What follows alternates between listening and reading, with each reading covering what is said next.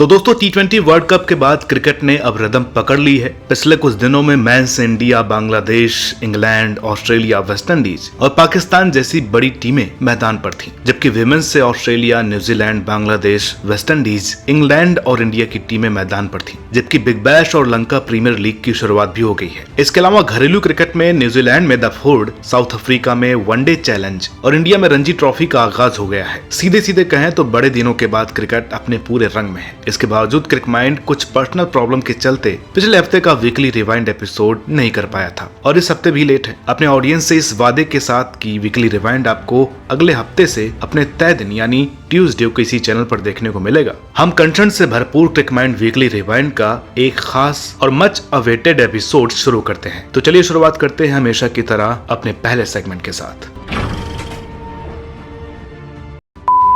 इस हफ्ते की सबसे बड़ी खबर तो यही थी कि इंडिया एक के बाद एक शर्मनाक हारों से जूझ रहा है। जून में इंग्लैंड से टेस्ट हारने के बाद एशिया कप और वर्ल्ड कप में दिल तोड़वाने के बाद अब बांग्लादेश से भी सीरीज हार गए। प्लेयर्स को अपना रोल ही क्लियर नहीं है। बैटर्स गलत मौके पर अटैक कर रहे हैं, बॉलर्स गलत मौके पर लाइन लेंथ डिफेंसिव कर रहे हैं। ऐसा लग रहा है कि इंडियन टीम अपने बेसिक्स ही भूल गई है। मगर आखिरी वनडे में ईशान किशन के दोहरे शतक ने एक एनर्जी लौटाई है, जिसके बाद अब इंडियन क्रिकेट के रिवाइवल की चर्चा शुरू हो गई है। क्योंकि आज से ठीक 15 साल पहले भी जब इंडिया बुरे दौर में थी तो झारखंड के एक विकेट कीपर ने रातों रात सनसनी मचा दी थी और इस बार भी ऐसा ही हुआ है। अब देखना है कि इंडियन टीम कितनी जल्द इस सदमे से बाहर आकर फैंस को खुशियों की सौगात देती है। इस हफ्ते की एक बड़ी खबर न्यूजीलैंड से भी आई है। वहां केन विलियमसन ने टेस्ट कैप्टेंसी छोड़ने का ऐलान कर दिया है। हालांकि किवी टीम के पास बेहतर कैप्टेंसी मटेरियल और ऑप्शन मौजूद हैं, मगर केन जैसा कोई नहीं है, क्योंकि केन विलियमसन तो एक ही है। इस हफ्ते एक बड़ी खबर आईपीएल से भी जुड़ी रही, जब 23 दिसंबर को होने वाले ऑक्शन के लिए 405 प्लेयर्स की लिस्ट सामने आई, जिसमें अफगानिस्तान से 15 साल के अल्लाह मोहम्मद गजनाफर सबसे कम उम्र के प्लेयर रहे, जबकि 40 साल के अमित मिश्रा सबसे बड़ी उम्र वाले क्रिकेटर हैं। इसके अलावा ग्रीन, स्टोक्स और करन के नामों ने भी अभी से हाइप बना ली है। बाकी 23 दिसंबर को क्या होगा ये तो वक्त बताएगा, लेकिन आपके हिसाब से इस ऑक्शन का सबसे महंगा विदेशी और इंडियन प्लेयर कौन हो सकता है? हमें कमेंट बॉक्स में जरूर बताइएगा। इन बड़ी खबरों के बाद अब चलते हैं इस हफ्ते एक छोटी सी खबर जिसने सबकी निगाह अपनी ओर खींची, वो पाकिस्तान से भी आई, जहां से पता चला कि 192 डोमेस्टिक क्रिकेटर्स को अभी तक उनके पिछले सीजन की सैलरी नहीं मिली है। इस खबर ने रमीज राजा के बड़े बड़े बेहतरीन मैनेजमेंट के दावों की पोल खोल दी है। इस हफ्ते एक चौंकाने और डराने वाली खबर एंड्रू फ्लिंटॉफ के फैंस के लिए तब आई जब पता चला कि फ्रेडी का शूटिंग के दौरान एक्सीडेंट हो गया है। ये एक्सीडेंट कितना खतरनाक था इसका अंदाजा इस बात से लगाया जा सकता है कि फ्रेडी को चोट लगते ही हॉस्पिटल शिफ्ट किया गया और अभी तक वो हॉस्पिटल में ही है।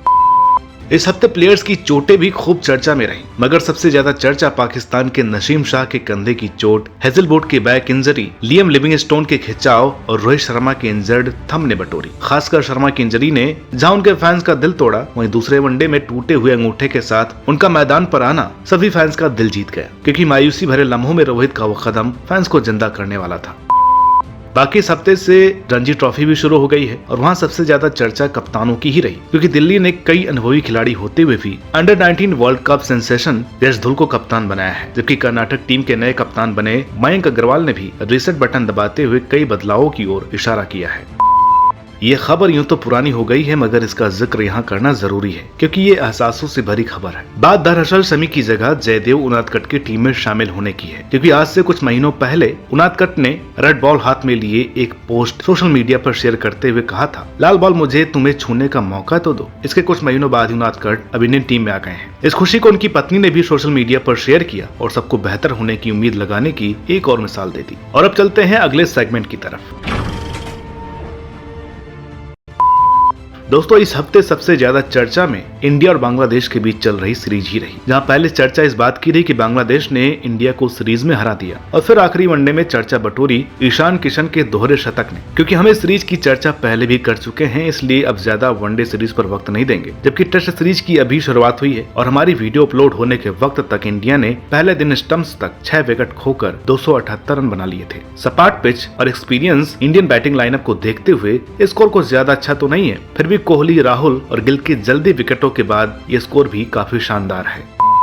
इंडिया के बांग्लादेश टूर के अलावा इस हफ्ते इंग्लैंड का पाकिस्तान टूर भी खूब चर्चाओं में रहा, जहां पाकिस्तान को इंग्लैंड ने रावलपिंडी के बाद मुल्तान में भी धूल चटाई और 2-0 की लीड के साथ हिस्टोरिकल सीरीज जीत ली। दोनों मैचों में जिस अटैकिंग अप्रोच के साथ इंग्लिश बैटर्स ने रन बनाए हैं, वो टेस्ट क्रिकेट में अगली पीढ़ी के स्टाइल की शुरुआत है। जबकि दूसरी तरफ खेल के अलावा पाकिस्तानी प्लेयर्स की चोट ने भी पड़ोसियों की टीम मैनेजमेंट की नाक में दम कर रखा है। साथ ही रावलपिंडी की पिच को मिले एक और डीमेरिट पॉइंट ने पाकिस्तान बोर्ड की रातों की नींद अलग ही उड़ा दी है। इस हफ्ते वेस्टइंडीज का ऑस्ट्रेलिया दौरा भी निपट गया है, जहां पहले और दूसरे मैच में ऑस्ट्रेलिया ने 164 और 419 रनों की बड़ी जीतें हासिल कर वर्ल्ड टेस्ट चैंपियनशिप में अपनी स्थिति बेहतर कर ली है। बाकी सीरीज की खास बातों में मार्ट लुबेनसेन की फॉर्म रही। उन्होंने 2 टेस्ट मैचों की 4 पारियों में 167.33 की लाजवाब औसत से रिकॉर्ड 502 रन ठोकते हुए man of the series award जीता। मेंस क्रिकेट के अलावा वुमेन्स क्रिकेट में इंडिया के टूर पर आई ऑस्ट्रेलिया ने इंडिया के शानदार प्रदर्शन के बावजूद 5 टी20 मैचों की सीरीज में 3 मैचों के बाद 2-1 से लीड बना ली है। जबकि वेस्टइंडीज के टूर पर गई इंग्लिश महिला टीम 3 वनडे और 2 टी20 मैचों के बाद अजेय है। वैसे 3 टी20 मैच अभी बचे हैं, मगर वेस्ट इंडियन टीम की हालत देखते हुए कुछ खास अच्छी उम्मीद नहीं की जा रही है। इसके अलावा न्यूजीलैंड और बांग्लादेश के बीच न्यूजीलैंड में सीरीज चल रही है, जहाँ वनडे और टी20 हर जगह न्यूजीलैंड का दबदबा बना हुआ है।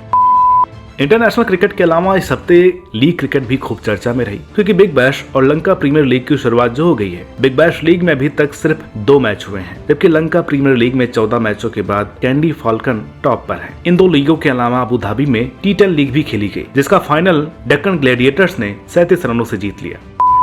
लीग और इंटरनेशनल क्रिकेट के बाद अब आखिर में बात करते हैं घरेलू क्रिकेट की, जहां भारत में रणजी ट्रॉफी के एलीट राउंड के मैच शुरू हो गए हैं। क्योंकि सभी मैच अभी अपने सेकंड डे स्टंप्स तक ही पहुंचे हैं, इसलिए ज्यादा चर्चा अगले एपिसोड में करेंगे। बाकी बड़ी हाईलाइट यही आई है कि अर्जुन तेंदुलकर ने अपने पिता सचिन की तरह रणजी ट्रॉफी डेब्यू में शतक लगा दिया है। तो दोस्तों, हमारे क्रिक माइंड वीकली रिवाइंड के इस एपिसोड में इतना ही। हमने यहाँ बस वो न्यूज शेयर की है जो थोड़ा हटके और जरूरी है। बाकी न्यूज अपडेट्स आप हमारे क्रिक माइंड के फेसबुक पेज से भी ले सकते हैं। वहाँ हम डेली बेसिस पर न्यूज और गॉसिप्स शेयर करते रहते हैं। बाकी सीरीज पर आपकी क्या राय है हमें कमेंट बॉक्स में जरूर बताइएगा। तो अभी के लिए इतना ही, जल्द मिलेंगे एक नई वीडियो में, तब तक के लिए नमस्कार।